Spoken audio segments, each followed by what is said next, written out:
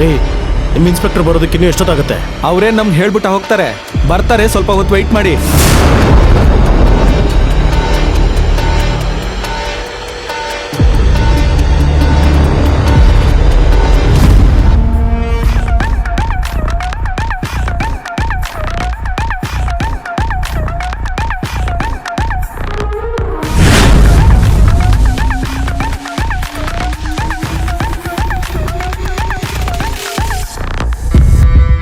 ಏನಾಗಬೇಕಾಗಿತ್ತು ಮೇಡಮ್?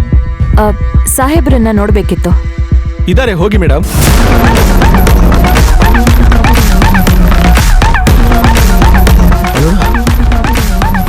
ಏನು, ಇನ್ಸ್ಪೆಕ್ಟರ್ ಒಳಗಡೆನೆ ಇದ್ದಾರಾ? ಹೌದು, ಇದಾರೆ.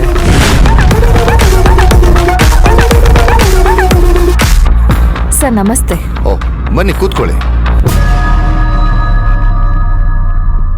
ಮತ್ತೆ ಇಲ್ಲ, ವೇಟ್ ಮಾಡಿ ಅಂತ ಹೇಳಿದ್ರಿ. ನಾನೆಲ್ಲಿ ಹಾಗೆ ಹೇಳಿದೆ? ಸ್ವಲ್ಪ ಬಿಸಿ ಇದಾರೆ, ವೆಯ್ಟ್ ಮಾಡಿ ಅಂತ ಹೇಳಿದೆ. ಲೆಡ್ಜರ್ ಸೈನ್ ಮಾಡಿಸ್ಕೊಳ್ಳೋದಕ್ಕೆ ಇನ್ಸ್ಪೆಕ್ಟರ್ ಯಾಕ್ರಿ ಬೇಕು? ಇವಾಗ ಸೈನ್ ಮಾಡಿಸ್ಕೊಂಡ್ರೆ ಸರಿ. ಏನ್ ಎಲ್ಲ ಸೇರ್ಕೊಂಡು ಬೇಕಂತ ಆಟ ಆಡಿಸ್ತಾ ಇದ್ದೀರಾ? ಹೀಗೆಲ್ಲ ಮಾಡಿದ್ರೆ ಹೈಯರ್ ಆಫೀಸರ್ ಹತ್ರ ಹೋಗಿ ಕಂಪ್ಲೇಂಟ್ ಮಾಡ್ಬೇಕಾಗತ್ತೆ. ತಗೊಂಡ್ ಬನ್ನಿ ಲೆಡ್ಜರ್ ಬುಕ್. ರೀ ಪಿಸಿ, ಏನ್ರಿ ಅದ್ ಗಲಾಟೆ? ಕರ್ಕೊಂಡ್ ಬನ್ನಿ ಅವ್ರನ್ನ. ಓ, ಬನ್ನಿ.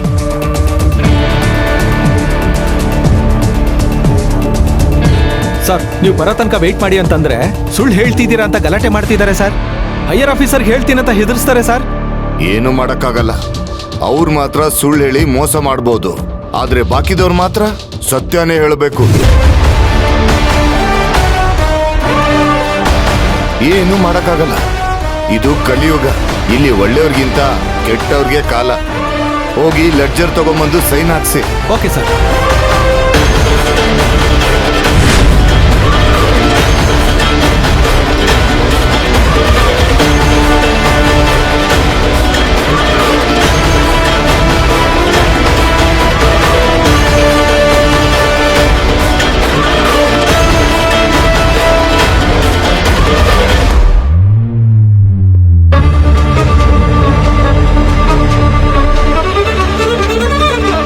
ಇನ್ಸ್ಪೆಕ್ಟರ್ ವಿಕ್ರಮ್, ಹೇಗೆ ಕೋರ್ಟ್ ಅಲ್ಲಿ ಕೇಸ್ ನಡಿಬೇಕಾದ್ರೆ ಕೋರ್ಟ್ ಆರ್ಡರ್ ಇಲ್ಲದೆ ಆಸ್ಪತ್ರೆಗೆ ಹೋಗಿ ಪ್ರಬಲನಂತನ್ನೇ ಮೀಟ್ ಮಾಡೋ ತಪ್ಪೋ, ಹಾಗೆ ಕಂಪ್ಲೇಂಟ್ ಕೊಟ್ಟವರು ಆರೋಪಿ ಹಿಂದೆ ಮುಂದೆ ಸುತ್ತಿ ಅವ್ರು ಇನ್ನೊಂದು ಅಪರಾಧ ಮಾಡೋ ಹಾಗೆ ಇನ್ಸ್ಟಿಗೇಟ್ ಮಾಡೋದು ತಪ್ಪೇ.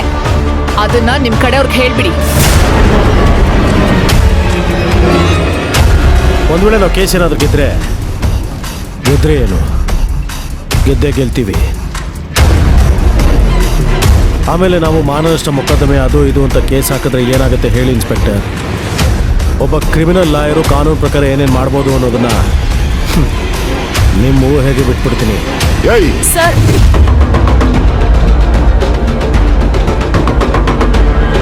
ಬಾಕಂತ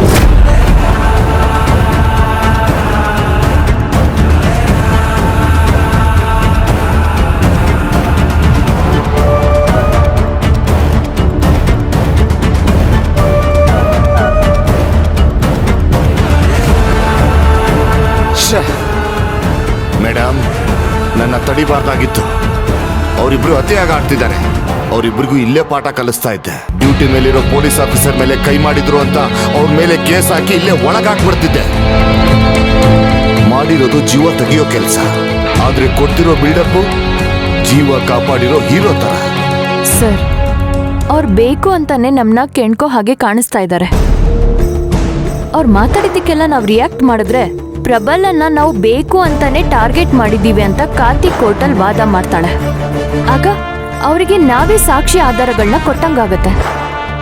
ಹೌದು, ಅದು ನಿಜಾನೇ. ಕೇಸ್ ವಿಚಾರವಾಗಿ ಮಾತಾಡಬೇಕು ಬನ್ನಿ ಅಂತ ಹೇಳಿದ್ರಲ್ಲ ಸರ್, ಏನ್ ವಿಷಯ? ವಿಷಯ ಸ್ವಲ್ಪ ಗಂಭೀರವಾಗಿದೆ.